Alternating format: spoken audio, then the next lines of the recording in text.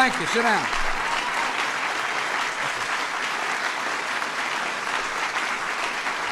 Sit down.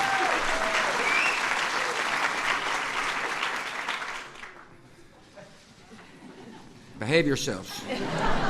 Mr. President, thank you for your warm hospitality. Madam First Lady, thank you so much for inviting our rowdy friends to my hanging. Laura and I are honored to be here. Mr. Vice President, thank you for coming. We are overwhelmed by your hospitality, and thank you for feeding the Bush family, all 14 members of us who are here. I want to thank our girls for coming.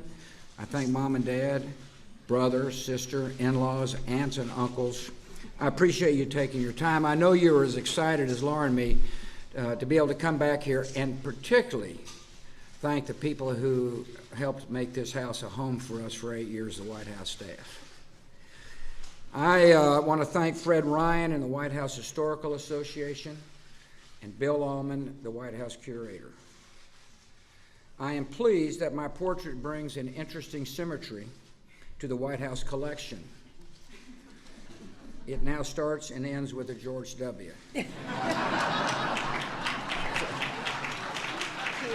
When the British burned the White House, as Fred mentioned, in 1814, Dolly Madison famously saved this portrait of the first George W.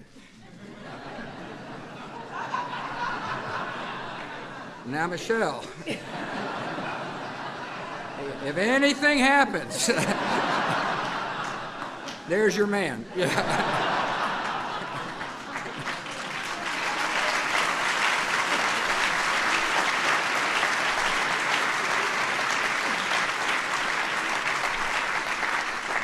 I am also pleased, Mr. President, that when you are wandering these halls as you wrestle with tough decisions, you will now be able to gaze at this portrait and ask, what would George do?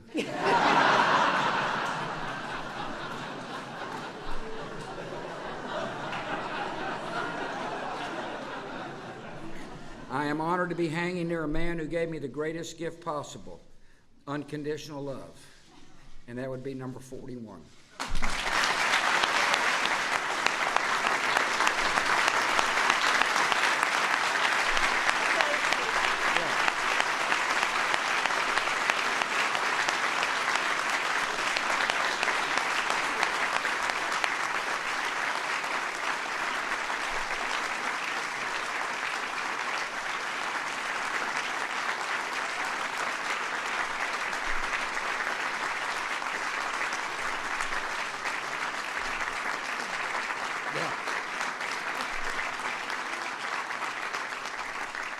I want to thank John Howard Sandin for agreeing to use his considerable talents to paint my likeness.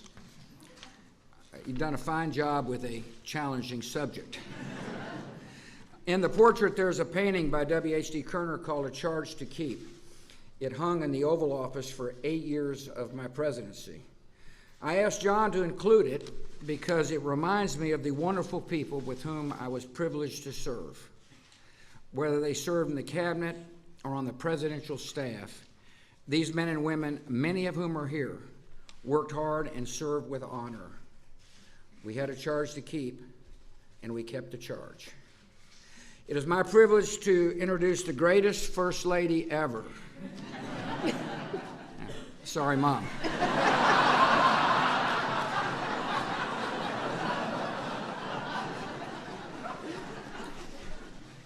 Would you agree to a tie? A woman who brought such grace and dignity and love in this house.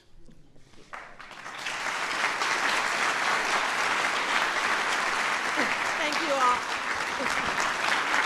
Thanks, everybody. Thanks, everybody. Thank you all. Thanks, everyone. Thank you all.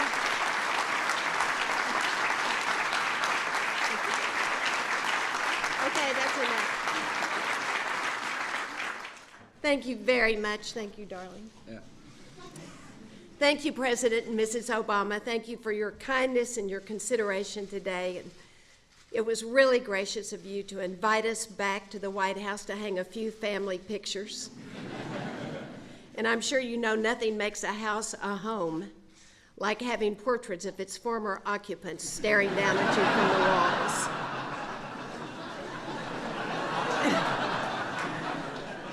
This is not the first time I've had the opportunity to confront an artistic likeness of myself.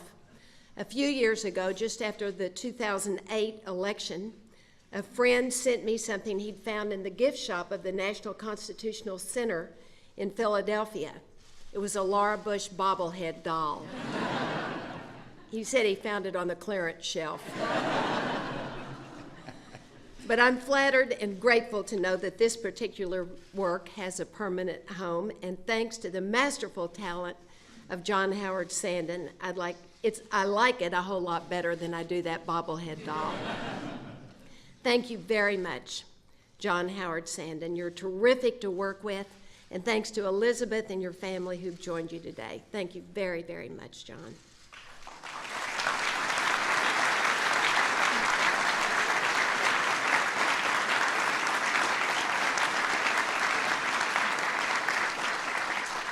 And of course, it's meaningful to me as a private person to know that these portraits will be on view at the White House, that my portrait will hang just down the hall for my mother-in-law, and that George's portrait will hang very close to his dad's.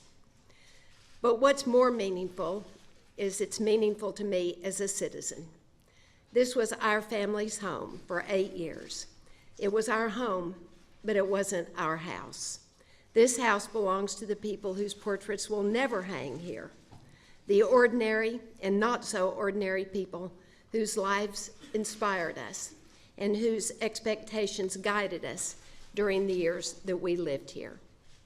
In this room are many of the people who stood by us as we faced the tragedy of September 11th and who worked with us in the years after. Thanks to each and every one of you for your service to our country.